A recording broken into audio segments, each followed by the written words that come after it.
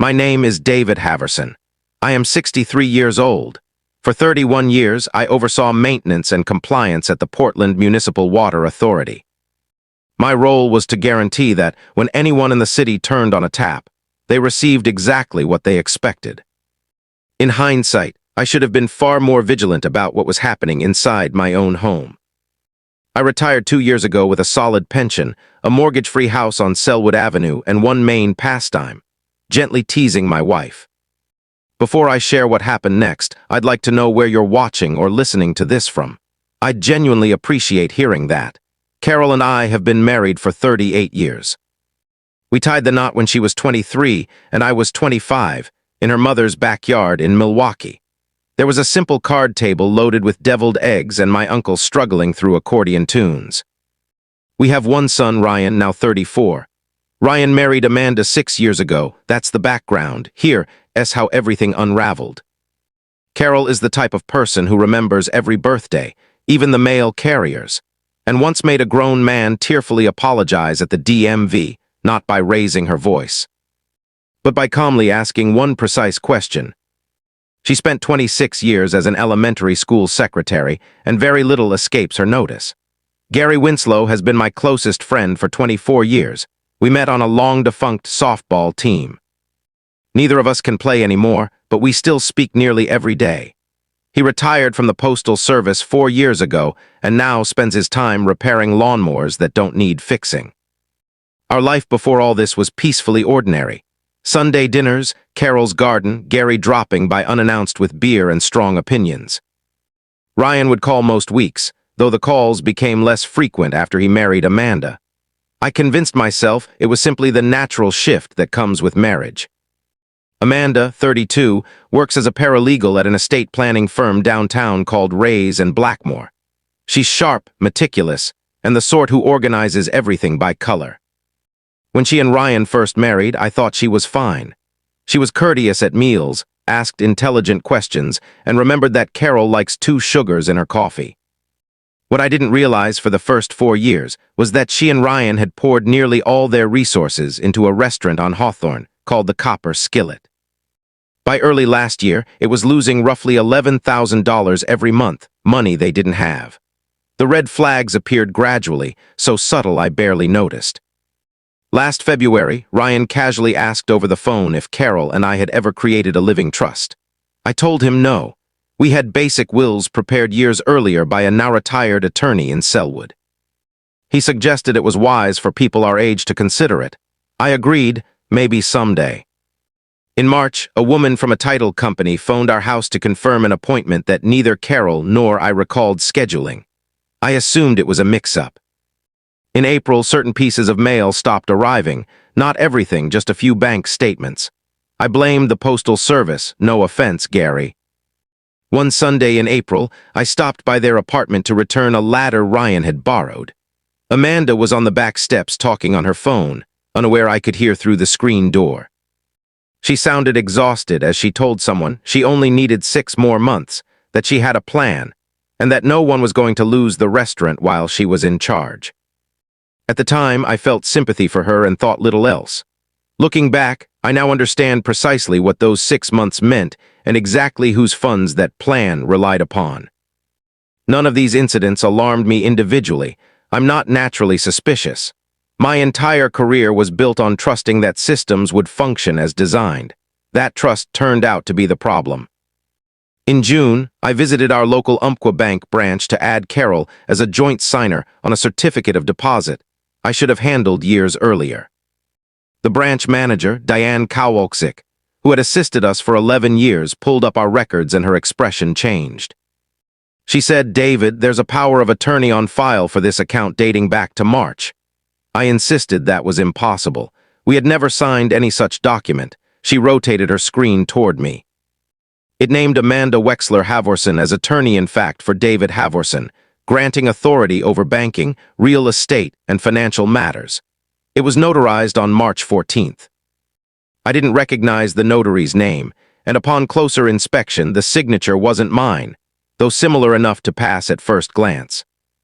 I drove directly to the Multnomah County Recorder's office and retrieved the filing myself. 4 pages, my name clearly at the top, a signature where the capital D curved incorrectly, and a notary stamp from a woman named Sharon Meeks whom I had never met. Attached was a second document, a deed transfer request for our house on Selwood. It hadn't been recorded yet, but it was queued and waiting for the power of attorney to be validated. Our home, paid off in 2019, was poised to shift into someone else's name. I sat in my truck in the parking lot for a long while, staring at the notary date as if it might change. My hands didn't tremble, they simply went motionless on the steering wheel as though they had lost all purpose. That evening I called Gary. He answered on the second ring, as usual. I said, "Gary, I believe Amanda is trying to steal our house." After a pause, he asked me to repeat it slowly. I explained everything, the power of attorney, the deed folder, the unknown notary. He was silent for a moment, then asked, "David, does Ryan know?" I told him I wasn't sure. He replied, "That's the part that's going to hurt more than the money." He was right. The next morning, I contacted Rebecca Voss, an estate litigation attorney recommended by Diane at the bank. Rebecca is 51, straightforward, and has a laugh like a car alarm that she deploys only a couple of times per meeting, always unexpectedly. I showed her the county documents. She reviewed them once, set them down, and stated, "David, this notary stamp is counterfeit. There is no Sharon Meeks registered as a notary in Oregon." This was fabricated. Rebecca outlined a clear strategy.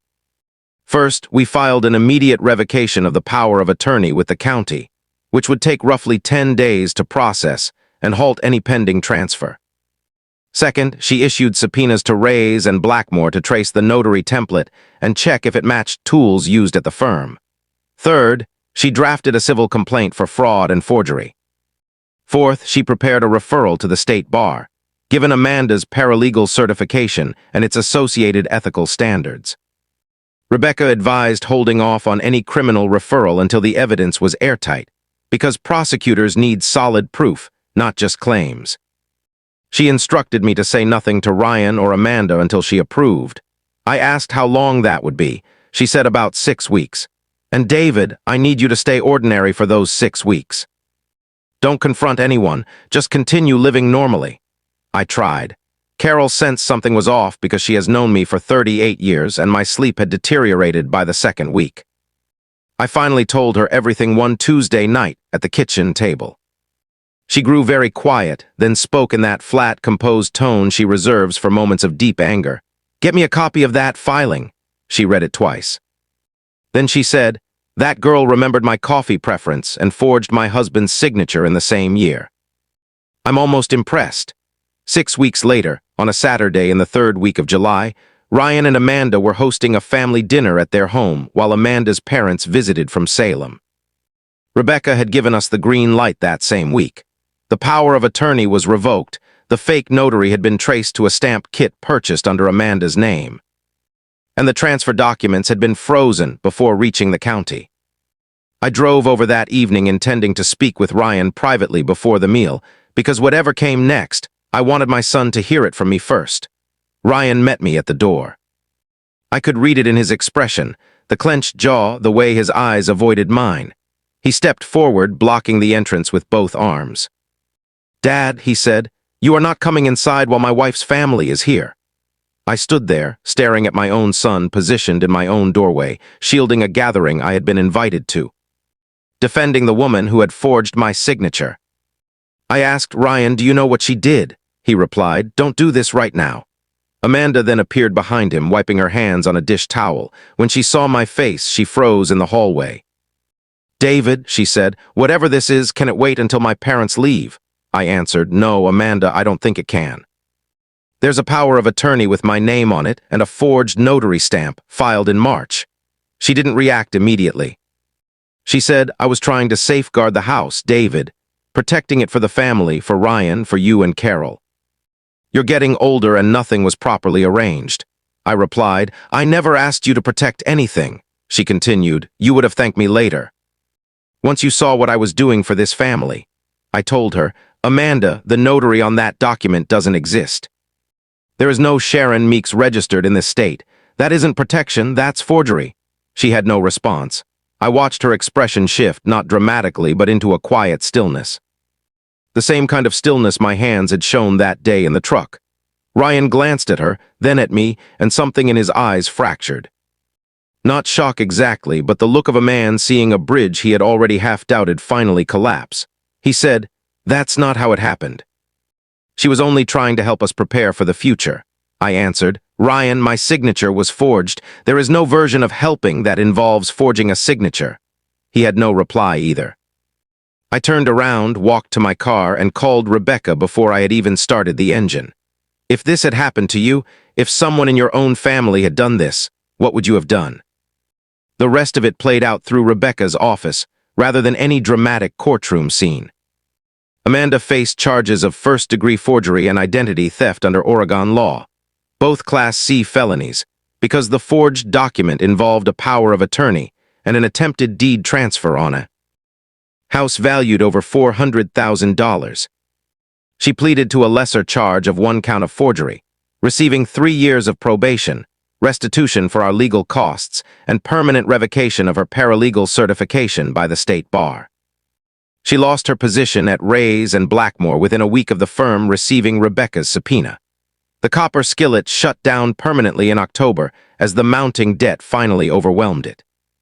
Ryan moved out of their apartment in September.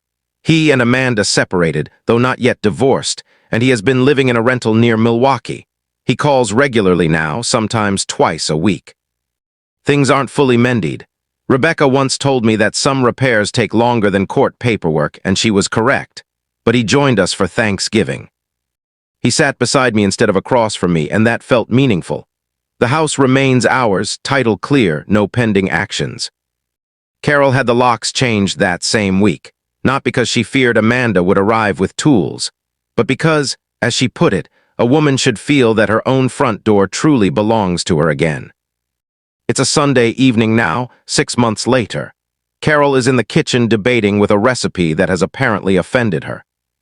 Gary is on our back porch pretending to repair a perfectly functional lawnmower, simply as an excuse to sit and visit. Carol calls through the window that dinner will be ready in 20 minutes and warns Gary that if he ruins another mower on our lawn, she'll charge him for the damaged grass. Gary shouts back that he'll take it under consideration. I sit down beside him. For a while, neither of us speaks, and that's perfectly okay, because some evenings don't need to be filled with words.